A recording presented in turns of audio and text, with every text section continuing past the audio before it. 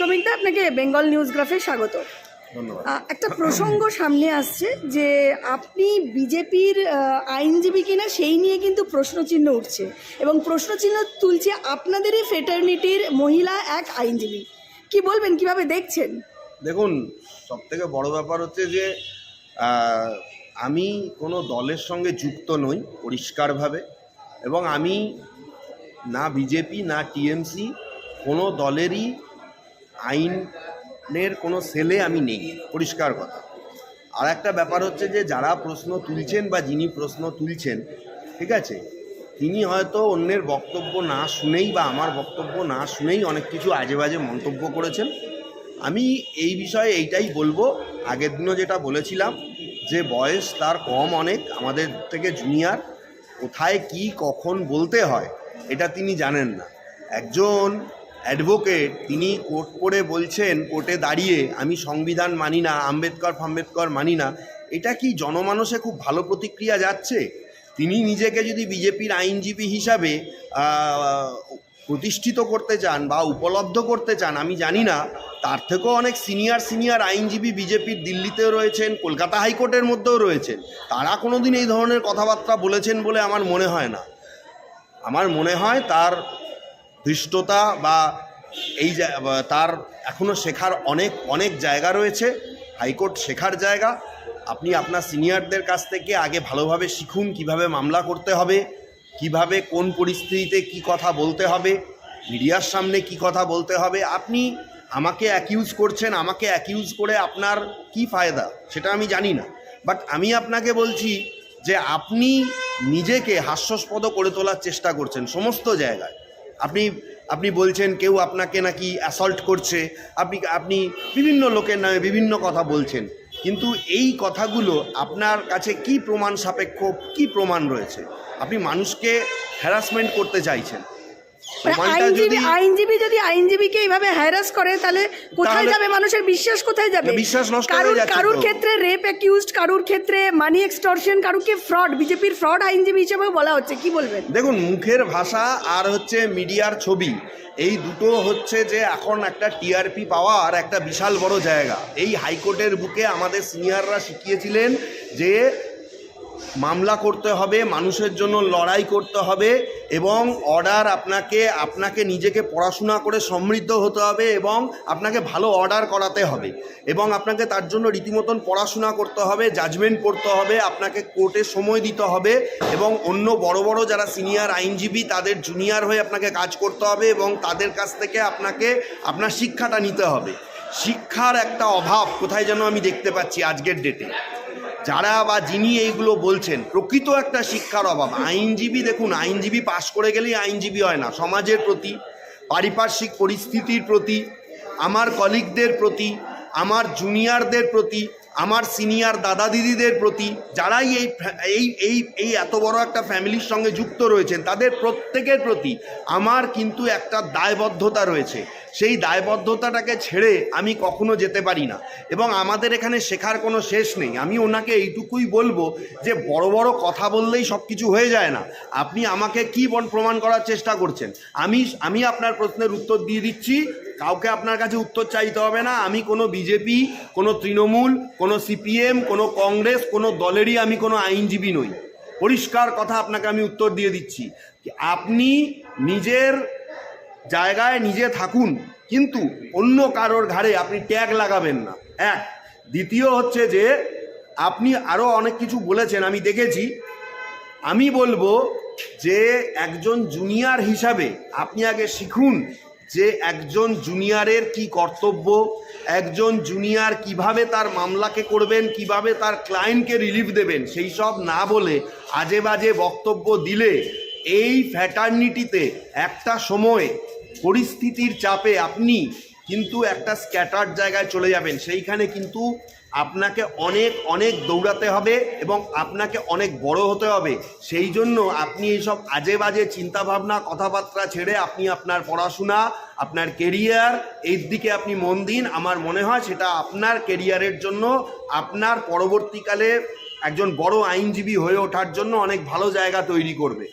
আর আমি একটাই কথা বলবো, যেহেতু আমি আমি কাউকে কোনো উদ্দেশ্য করে কোনো কথা বলিনি। এই হাইকোর্টের বুকে দাঁড়িয়ে যদি কেউ বলেন যে আমি সংবিধান মানি না, আমি আম্বেদকর মানি না, তিনি ভারতবর্ষের যে ব্যক্তিই হন না কেন আমি তার প্রতিবাদ জানাবো। কারণ একটা রিট ফাইল করতে গেলেও under article 226 of the constitution of India এই কথাটা লিখতে হয়, এবং যিনি এই কথাটা বলছেন তাকেও এই কথাটা লিখে এফিডেভিটে সই করতে হয়। একটা রিভিশন ফাইল করতে গেলেও তাকে এফিডেভিটে under article 227 of constitution of India এই কথাটা লিখে তাকে এফিডেভিটে সই করতে হয়। সুপ্রিম কোর্টে মামলা করতে গেলেও সেম। তাহলে সংবিধান না মেনে একজন আইনজীবী তিনি হাইকোর্টে প্র্যাকটিস করছেন কি করে, এই প্রশ্নটা আমার মনের মধ্যে এসেছে। সেই জন্য আমি জেনুইনভাবে এই প্রশ্নটা করেছি। এই প্রশ্নের উত্তর আমি পাইনি। আমি শুধু এইটুকুই বলবো, অতিরিক্ত আমার কিছুই বলার নেই। আপনি আপনার নিজের জায়গায় কিন্তু থাকুন। সেই মহিলা আইনজীবী বলছে আমার কথার ভুল ব্যাখ্যা করা হচ্ছে। তিনি অনেক সংবাদ মাধ্যমকে জানিয়েছেন যে ভুল ব্যাখ্যা করে আমাকে আরো ক্রিটিসাইজ করা হচ্ছে। সে ভুল ব্যাখ্যা করা হচ্ছে। অ্যাকচুয়ালি কেউ কিছু একটা ভুল বলে দিলে না, তারপরে আবার যখন দেখে যে অন্য লোক সমালোচনা করছে তখন তারা বলে যে ভুল ক্রিটিসাইজ করা হচ্ছে। আপনি কি বলেছেন, কোথায় বলেছেন, কি পরিপ্রেক্ষিতে বলেছেন, সেটা আজকে প্রায় হাইকোর্টের সমস্ত লয়াররাই দেখেছে। আর একটা কথা আপনাকে আমি বলি, ওনাকে নিয়ে কোনো অতিরিক্ত প্রশ্ন আমাকে করবেন না। আমি একটাই কথা বলছি যে ওনাকে হাইলাইট করে, আমাকে দিয়ে ওনাকে হাইলাইট করে কোনো লাভ নেই। উনিও একজন আইনজীবী, আমিও একজন আইনজীবী, এরম বিশাল কোনো ব্যাপার নেই। উনি কোনো কেউকেটা নন যে ওনার জন্য দিনরাত আমাকে কথা বলতে হবে। উনি ওনার জায়গায় থাকুন, উনি ওনার নিজের আইডিওলজি নিয়ে থাকুন। কিন্তু আমি এইটুকু 100 বার বলবো, 200 বার বলবো, কেউ যদি সংবিধানকে অপমান করে, আম্বেদকর বা একে মানি না ইত্যাদি ইত্যাদি বলে, তার বিরুদ্ধে আমি সবসময় অভিযোগ করব, আমি বলবো। কারণ একজন আইনজীবী হিসাবে সংবিধানকে মান্যতা দেওয়া, সংবিধান না পড়ে আসলে আপনি আইনজীবী হয়েছেন কি করে? সংবিধান যদি নাই মানে বিজেপি হলো কি করে? ওনার যে দল সেই দল এলো কি করে? এখন অনেক প্রশ্নের সম্মুখীন হতে হবে, অনেক প্রশ্ন আসতেই পারে। আমি এত উত্তর দিতে চাই না, কারণ একজনের জন্য আমি চাই না যে আমি কিছু বলবো, ব্যাপারটা নিয়ে একটা ঘোলাটে জিনিস তৈরি হবে এবং তিনি হাইলাইটেড হবেন। আমার কোনো ইচ্ছা নেই। উনি একজন আইনজীবী, আমি একজন আইনজীবী, এর থেকে বেশি কিছু নয়। আপনার যদি তার কোনো প্রশ্নের উত্তর দরকার থাকে আপনি তাকে প্রশ্ন করুন, তিনি তার উত্তর দেবেন। কিন্তু আমি এইটুকুই বলবো যে ওনাকে সংযত হওয়া দরকার, এবং একজন জুনিয়র হিসাবে ওনার এখনও অনেক লার্নিং বাকি রয়েছে। সেইগুলো উনি আস্তে আস্তে শেখার চেষ্টা করুক, উনি যাতে প্রতিষ্ঠালব্ধ এই হাইকোর্টের বুকে একজন ভালো আইনজীবী হতে পারে। এবং এই কেসে পরিষ্কারভাবে আমি বলছি, অ্যাপিল করে খুব ভালো কাজ হয়েছে, খুব ভালো কাজ হয়েছে। অ্যাপিলে যদি রিওপেন হয় কেস, এবং কেস এখনো সুপ্রিম কোর্টে পেন্ডিং রয়েছে, ওই রিপোর্ট আরও কার কার নাম জড়িয়েছে, কারা কারা আছে, সব কিছু দিনের আলোর সামনে নিয়ে আসতে হবে। তাদের ইনভেস্টিগেশন করতে হবে, তাদের নামে চার্জশিট করতে হবে, এবং তাদের ওপর বিচার প্রক্রিয়া শুরু করতে হবে। কিন্তু অভিষেক বন্দ্যোপাধ্যায় তো বলছে যে করের টাকায়, মানুষের করের টাকায় বসে বসে আরাম করে খাবে, ফাঁসি দেওয়াই উচিত ছিল। মানুষের করের টাকায় 7 লাখ ভোট নিয়ে নির্লজ্জের মতন চিটিংবাজি করে ভোট জিততে তখন খুব আরাম লাগে, তখন খুব আরাম লাগে। মানুষকে ঠকিয়ে, মানুষকে উল্টো পাল্টা বুঝিয়ে খুব আরাম লাগে। মানুষকে রিগিং করে, মানুষের করের টাকায় ভোটের নামে প্রহসন করে ভোট নিয়ে বছরের পর বছর রাজ্য সরকারের ক্ষমতায় থাকতে খুব আরাম লাগে, খুব আরাম লাগে। মানুষের করের টাকায় এত লয়ারদের পিছনে যে খরচা করে হাইকোর্ট থেকে, সুপ্রিম কোর্ট থেকে রক্ষা কবচ নিতে খুব আরাম লাগে।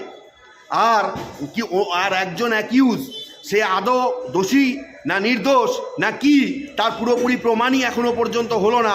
প্রাইমারি চার্জশিটে তাকে শুধু দোষী সাব্যস্ত করা হলো, তার নামে তিনি বলে দিলেন। এনারা হচ্ছেন মানে বড় বড় আইনজ্ঞ, এনাদেরকে হাইকোর্টের বিচারপতি করে দেওয়া উচিত আমি মনে করি। এই সমস্ত লোক যতদিন থাকবে রাজ্য সরকার মানুষের ওপর ছড়ি ঘোরাবে, এবং মানুষের পতন এই রাজ্যে যতদিন থাকবে এই তৃণমূল সরকার আরও খারাপ দিকে যাবে। শ্রমিকদা, গতকাল দেখলাম এই সঞ্জয়কে কিন্তু সময় দেওয়া হয়েছিল কিছু বলার জন্য। এর আগেও তিনি বললেন, বিনীত গোয়েলের নাম একবার নিয়েছিল ঠিকই, কিন্তু গতকালও তিনি বলতে শোনা গেল যে তাকে ভয় দেখানো হয়েছে, মারধর করা হতো, অত্যাচার। এবং ভয়ঙ্কর একটা বিষয় তিনি বলেছেন যে সিবিআই যখন তাকে হেলথ পরীক্ষার জন্য নিয়ে যাওয়া হয়েছিল, তাকে কমান্ড হসপিটাল থেকে শুরু করে বিভিন্ন জায়গায় ঘোরানোর পরও পরীক্ষা করা হয়নি, শুধু সই করিয়ে দেওয়া হয়েছিল। এই যে অভিযোগগুলো তিনি তুলেছেন, কি বলবেন তাহলে? তার আমি একটা কথাই বলবো, আমি আপনাকে আবারও বলছি, আমি কোনো ওই প্রসঙ্গ, তো আপনি প্রথম প্রসঙ্গ যেটা এসেছিলেন, মানে হচ্ছে যে এফিসিয়েন্সি অফ অ্যান অ্যাডভোকেট। আমি কাউকে ছোট করছি না, একজন আসামি কিছু বললে, মানে বিচারপতি তো ভালো, তাকে সুযোগ দিয়েছে, আসামি কিছু বললে সেগুলো অ্যাকসেপ্ট ওইভাবে করা যায় না, তার লয়ারকে সেটা পিটিশন করে বলতে হয়। তার লয়ার বলেনি কেন? তার মানে এটা মানে এখানেও কি ষড়যন্ত্র হতে পারে, হতে পারে অনেক কিছুই হতে পারে। নাকি সিবিআই ইচ্ছা করে চার্জশিট জমা দিল না, ইচ্ছা করে এই রিপোর্টগুলোকে আর দিনের আলোয় আনলো না, ওইখানে অনেক অনেক অনেক রকম ব্যাপার ইনভলভ রয়েছে এই কেসের মধ্যে। পরিষ্কার কথা, রাজ্য সরকারের হোমরা চোমরা লোকজন এই কেসের মধ্যে সরাসরি জড়িত, যার জন্য রাজ্য সরকার সঞ্জয় রায়কে ফাঁসি দিয়ে সব দায় ছাড়তে চাইছে এবং জনমানুষে একটা খারাপ প্রতিক্রিয়া সৃষ্টি করছে। জনগণ আজকে যে বিক্ষোভ করছে, কেন সঞ্জয় রায়ের ফাঁসি হলো না, জনগণের এটা বোঝা উচিত সঞ্জয় রায় একাদশী নয়। সেই লোকগুলোকেও ফাঁসি কাটে ঝুলতে হবে, যে লোকগুলোর জন্য সঞ্জয় রায় ছাড়াও এর জীবনটা গেছে, এই আজকে অভয়ার জীবন গেছে। সেই লোকগুলোকে কেন, সেই লোকগুলো তো আজকে মানে ভাবছে যে পশ্চিমবঙ্গের শাসন ব্যবস্থা কি, বিচার ব্যবস্থা কি, কোনো দিক থেকে কেউ তাদেরকে টাচ পর্যন্ত করতে পারলো না। এর থেকে লজ্জার আর কিছু থাকতে পারে? আমি একটাই কথা বলবো, দেখুন, বিচার প্রক্রিয়া যা হয়েছে একটা প্রহসন হয়েছে। সুপ্রিম কোর্টের উচিত, সুপ্রিম কোর্ট যখন মনিটরিং করছে, সুপ্রিম কোর্টের পরিষ্কার উচিত এই কেসের আরও যারা জায়গাগুলো রয়েছে সমস্ত কিছু রিওপেন করা এবং সমস্ত কিছুকে সামনে এনে তারপরে বিচার প্রক্রিয়াকে সম্পন্ন করা। অমিকটা আমরা দেখলাম সেই শিয়ালদা কোর্টে গতকালকে যে রায় দেওয়া হলো, যে রায়ের দিকে গোটা ভারতবর্ষ তাকিয়েছিল, গোটা দেশ তাকিয়েছিল, যাবজ্জীবন কারাদণ্ড দেওয়া হলো। বিষয়টাকে কিভাবে দেখছেন? কারণ ইতিমধ্যেই মুখ্যমন্ত্রী বলেছেন যে আমার হাতে যদি বিচার ব্যবস্থা থাকতো আমি ফাঁসির জন্য দাবি করতাম, মানে আমি ফাঁসি দিতাম, এবং ফাঁসির জন্যই সরকারের তরফ থেকে হাইকোর্টেও আপিল করা হবে, মানে হাইকোর্টে আসা হবে। কি বলবেন এই বিষয়টা? অলরেডি চলে এসেছে যতদূর সম্ভব, আজকে মামলা ফাইল করেছে তারা, আমার কাছে যতদূর সম্ভব খবর রয়েছে। দেখুন, রাজ্য সরকার যে গ্রাউন্ড থেকে এই কথাগুলো বলছে, আমি সেই গ্রাউন্ডকে সমর্থন করি না, কিন্তু এরকম একটা ঘৃণ্য কাজের জন্য ফাঁসি শেষ কথা। কিন্তু ফাঁসি দেওয়ার আগে আমাকে চিন্তা করতে হবে একটা মামলার বিচার প্রক্রিয়া কি সঠিক হয়েছে। আমি বলতে চাই, সুপ্রিম কোর্টের কাছে যে রিপোর্ট দেখে প্রাক্তন প্রধান বিচারপতি DY চন্দ্রচূড় তিনি অবাক হয়ে গেছিলেন, বিহ্বল হয়ে গেছিলেন, বিচলিত হয়ে গেছিলেন, সেই রিপোর্টের কপিকে কেন মান্যতা দেওয়া হলো না পরবর্তীকালে? কেন সিবিআই এসে চাইল না সেই রিপোর্ট অনুযায়ী তদন্ত করে তাদের নামেও চার্জশিট দিতে? চার্জশিট দেওয়ার গাফিলতি সিবিআই কেন করলো সন্দীপ ঘোষ এবং টালা থানার ওসির ক্ষেত্রে? অনেক প্রশ্ন উঠে আসবে। বিচার প্রক্রিয়া ভুল কি ঠিক, অ্যাপিল ফাইল হয়েছে, সেটা তখন দেখা যাবে। কিন্তু আমি মনে করি রাজ্য সরকারই অ্যাপিলটা করে খুব ভালো কাজ করেছে। রাজ্য সরকার যেমন দেখিয়ে দিয়েছে যে ফাঁসির সাজা হওয়া উচিত, পাশাপাশি আমি মনে করি সুপ্রিম কোর্টে এই কেস রিওপেন করে এই কেসে বাকি যারা জড়িত এবং রাজ্য সরকারের সঙ্গে যাদের একদম সরাসরি নেক্সাস রয়েছে, যাদের নাম দেখে DY চন্দ্রচূড় বিচলিত হয়েছিলেন, তাদেরকেও এই কেসের আয়ত্তাধীনে আনতে হবে। হয়তো সেই আয়ত্তাধীনে আনলে দেখা যাবে সঞ্জয় রায় একাদশী নয়। আমার তো মনে হয় অন্য জিনিস। বিচারপতি তিনি যখন রায় দিয়েছেন, আমি পড়েছি, কেন তিনি বলেছেন, তিনি কি বলেছেন মিডিয়াতে পড়েছি, অর্ডারের কপিটা এখনও আমি পাইনি, হয়তো পেয়ে যাব কাল পরশুর মধ্যে। কিন্তু এই কথাটা মনে রাখতে হবে, বিচারপতি তিনি যখন রায় দিয়েছেন, ফাঁসির সাজা তিনি দেননি, তিনি আমি মনে করি সঠিক রায় দিয়েছেন। কারণ ফাঁসির সাজা যদি তিনি তাকে দিয়ে দিতেন, অ্যাপিল হলে সাধারণত এই ধরনের মামলায় ফাঁসির সাজা কিছুদিনের জন্য রদ হয়, রদ হওয়ার পরে তার কাস্টোডিয়াল ইন্টারোগেশন হতোই। সেই জন্য তিনি তাকে কাস্টোডিয়াল ইন্টারোগেশন দিয়েছেন, তিনি ঠিকই করেছেন। দ্বিতীয় আর একটা ব্যাপার হচ্ছে যে বিরলতম বিরল ঘটনা, বা সিবিআই বলছে বা বিচারপতি মনে করছেন বিরলতম বিরল নয়, সিবিআই বলছে বিরলতম বিরল ঘটনা। সিবিআইয়ের ইনভেস্টিগেশন কি এই কেসে একদম 100% সঠিক? এই কেসে সঞ্জয় রায় ছাড়া কি আর একজনও আসামি নেই? বাকিদের নাম এই কেসে কেন আনা গেল না? তদন্তের মানে তদন্ত যে চললো সিবিআই এর ইনভেস্টিগেশনে এত ফাঁক কেন? কারণ এই প্রশ্ন কিন্তু শুধুমাত্র আপনারা করছেন তাই নয়, সংবাদ মাধ্যম থেকে শুরু করে সাধারণ মানুষও এই একই প্রশ্ন করছে, এত ফাঁক কেন? তাহলে কি এই সেটিং তথ্য সামনে আসছে কি মনে হয়? হ্যাঁ, ফাঁকটা কেন হচ্ছে তার কারণ হচ্ছে যে এই সেটিং, সব থেকে বড় হচ্ছে সেটিং। মুখ্যমন্ত্রীর সঙ্গে দেশের প্রধানমন্ত্রী সেটিং, বিজেপির সঙ্গে তৃণমূলের ওপর তলা সেটিং, সিবিআইয়ের সঙ্গে এই রাজ্যের শাসক দলের একটা চরমতম সেটিং। এটা একদম পরিষ্কার। 2015-16 সাল থেকে এই হাইকোর্টের বুকে যতগুলো সিবিআই তদন্ত হয়েছে কোনো মামলার নিষ্পত্তি হয়নি। আমি একদম ধরে ধরে দেখিয়ে দেবো। 2015 সালে নারদা স্ক্যাম কেস, আজ পর্যন্ত তার কোনো নিষ্পত্তি হয়নি। যখনই দেখা গেল শুভেন্দু অধিকারীর নাম জড়ালো, তিনি টুকুস করে এপার থেকে ওই পারে বিজেপিতে চলে গেলেন, ব্যাস সেই কেস ওখানেই ধামাচাপা পড়ে গেল। তার আগে চিটফান্ড কেস 2011, 12, 13 এবং তার পর্যায়ে পর চিটফান্ড কেসগুলো সিবিআই অনেককে ধরেছে, অ্যারেস্ট করেছে, কিন্তু কোনো ফাইনাল কোনো কিছুতে পেশ করতে পারেনি। আজও পর্যন্ত বিচার প্রক্রিয়া সম্পূর্ণ হয়নি। আচ্ছা, তারপরে আরও বিভিন্ন রকমের কেস, যেগুলো ধরুন লিপস অ্যান্ড বাউন্সের কেস, আরও যত কেসে সিবিআই হয়েছে, কোনো কেসে সিবিআই ফাইনাল চার্জশিট অব্দিও কোনো কেসে যেতে পারেনি, কোনো কেসে ফাইনাল একদম বিচার প্রক্রিয়া শেষ করতে পারেনি। তাহলে এই কারণ যখনই দেখা গেছে কোনো না কোনো কেসে কোনো বড় মাথা জড়িত রয়েছে, সেখানে আশ্চর্যজনকভাবে সিবিআই যেন একটা নিশ্চুপ হয়ে গেছে। এবং এই কেসের পরিপ্রেক্ষিতে আমি জানতে চাই, সেই রিপোর্টকে, গোপন রিপোর্টকে একদম মান্যতা দিতে হবে। সুপ্রিম কোর্টে এই কেসের হিয়ারিং রয়েছে। আমি বলবো এই কেসে যারা কন্ডাক্টিং অ্যাডভোকেটস রয়েছেন তাদের কাছে আমি স্বনির্বন্ধ অনুরোধ করব যে আপনারা ওই রিপোর্টকে তুলে ধরুন এবং ওই রিপোর্ট অনুযায়ী সিবিআই যেন আবার রিইনভেস্টিগেশন করে সেটাও দেখুন।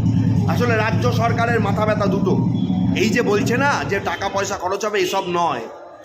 সঞ্জয় যদি একবার বিনীত গোয়েলের নাম বলেছিল, যদি সঞ্জয়ের মুখ থেকে আরও কোনো কিছুর নাম বেরিয়ে যায়, যদি হাইকোর্টে এসে সঞ্জয় আরও কিছু বলে ফেলে, বা সঞ্জয়ের জবান যদি আরও কোনোভাবে কোনো রেকর্ডেড হয়ে চলে আসে, তাহলে তো রাজ্য সরকারের আর চিন্তার শেষ থাকবে না। এইটার জন্যই তারা তাকে ফাঁসি দিতে চায়। কারণ সারা আপামর জনসাধারণ থেকে শুরু করে সবাই বিশ্বাস করে যে সঞ্জয় একা ঘটনাটা ঘটায়নি। এত বড় একটা ঘটনা তার একার পক্ষে ঘটানো সম্ভব নয়। সরকারি হসপিটাল, দিনের বেলা হোক বা রাত্রির বেলা হোক, সেখানে একটাও লোক নেই। সেমিনার রুমে একটাও লোক নেই, একজনও ডাক্তার নেই, একজনও অ্যাটেন্ডিং কেউ নেই, একজন নার্স নেই, একজন রোগী নেই। কখনো হতে পারে একটা অ্যাবসার্ড মিথ্যে কথা, অ্যাবসার্ড জিনিস প্রমাণ। কেন পোস্টমর্টেম তড়িঘড়ি করে করা হলো? যারা এই পোস্টমর্টেমের সঙ্গে যুক্ত, সে যদি কোনো ডাক্তারও থাকে তাকেও অ্যাকিউজ করা হোক, এবং যার নির্দেশে তাড়াতাড়ি পোস্টমর্টেম হয়েছে তাকেও কেন এই কেসের মধ্যে আনা হবে না? তিনি যেই হন না কেন, তৃণমূলের যত বড় হোমরা চোমরা নেতা হোক না কেন, সবাইকে এই কেসের আওতাধীনে আনতে হবে। অভয়ের বাবা মা তো কোনো বিচারই পেল না প্র্যাকটিক্যালি। যদি সঞ্জয় রায় প্রাইম অ্যাকিউজ হয়, হ্যাঁ, তার ফাঁসি হোক, আমিও চাই তার ফাঁসি হোক, কিন্তু তার সঙ্গে যদি আর একটা লোক জড়িত থাকে তারও ফাঁসি হতে হবে। সে রাজ্য সরকারের যত কাছের লোকও হতে পারে।